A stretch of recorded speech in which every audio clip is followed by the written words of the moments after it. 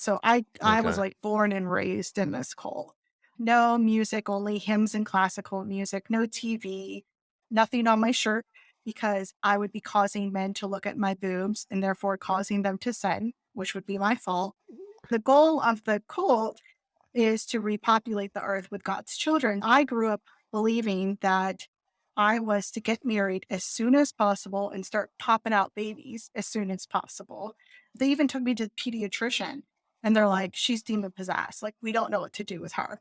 He told them to lock me in my bedroom and turn around the doorknob and lock me in there. I was sent to Indianapolis Training Center and they to be like reinstitutionalized. And so I was put in the prayer closets, which are little tiny rooms with cots, and they beat the shit out of you. I went there and I was doing good until they caught me with a Good Charlotte CD. I don't know how I got it, but I like played it in the morning and someone heard the drums. I fucking scrubbed this floor all night long, basically, for a punishment.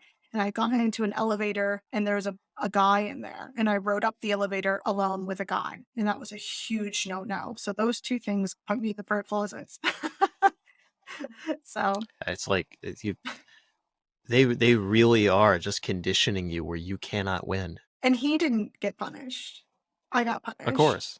Yeah, Yeah. of course. It's always the woman's fault. And eventually they gave up on me and kind of was like, we're done with you people. Like, you're not adhering to what we want you to. And basically kind of got my family kicked out of the cult.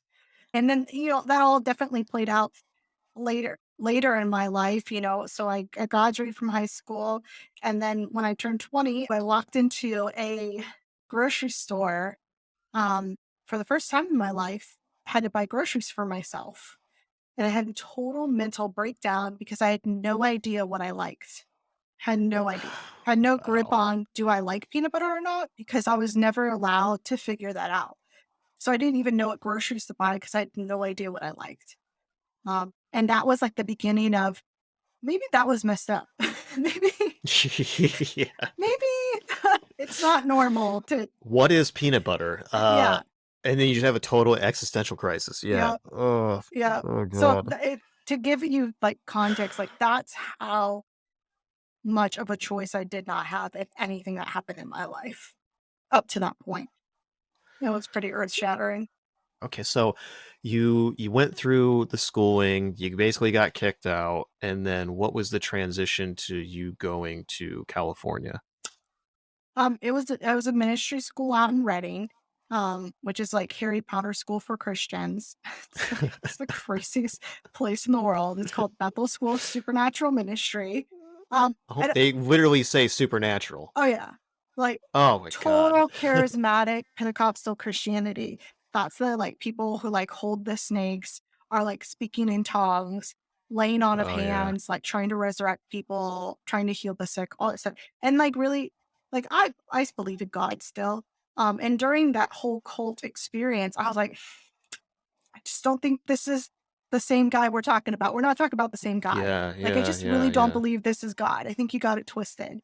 So you go there, what was the first interaction with somebody else where you're like, "Do you think this is bullshit?"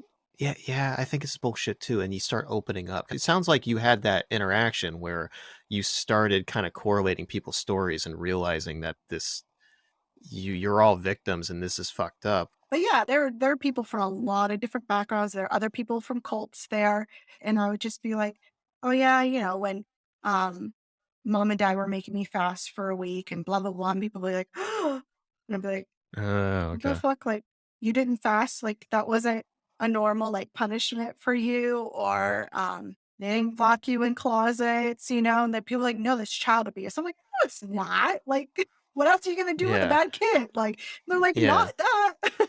yeah. But did they have their own equivalent? Like, they had their own, because it sounds like what it was Mm-mm. is different flavors of abuse.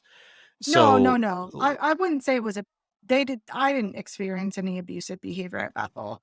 Um, no, sorry. What I'm saying is the other people that were saying that what they did to you was child abuse. It sounds like some of them, your peers, also came from abusive yeah. backgrounds. Oh, okay, yeah. So, So it's like there's kind of that different flavor of abuse, like, they Mhm, locked you in a room and fasted you, that's crazy to them, but to mhm. you, it's normalized. But were there other things that happened to them that seemed crazy to you, but were normal to them? Sure, yeah, by, like, kicking them out.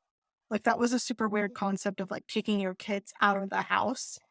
My Yeah, parents would never do that, and I always thought that was, like, really dangerous and really, like, horrible to kick yeah, a child out of their house. Corporal punishment was always a normal one.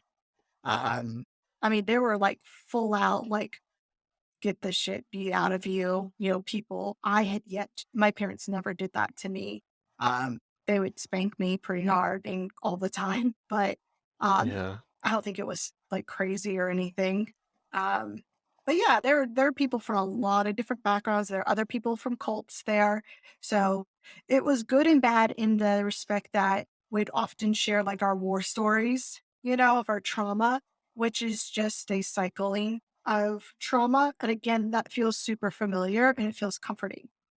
So that's why I'm yeah, super careful too about even the podcasts I do, because I don't want to just sit yeah, around and talk about horrible shit. Like I yeah, want yeah, to like bring education and inspiration.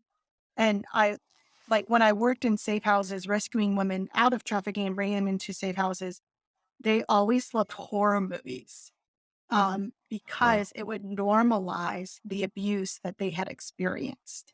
And so it was comforting for them to watch someone being slashed to pieces or, being raped. That felt like better to them because they didn't feel so victimized. So I yeah, think that's like a yeah, super interesting thing that happens in the mind. And so we would work to undo that of like, no, it is really messed up what happened to you, yeah, yeah. but it's not happening to you right now. So you're okay, you know?